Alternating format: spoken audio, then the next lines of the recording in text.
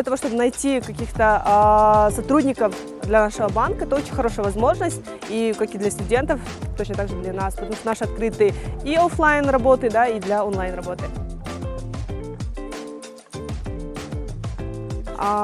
Мне кажется, как раз таки в свое время, допустим, я ждала там полгода работу по профессии, да, но так и не сложилось. Я осталась в банке, выбрала оператора колл-центра, сейчас начальник отдела, только что для того, чтобы начать, просто пока не сидеть без работы и начать, а дальше с возможностью остаться.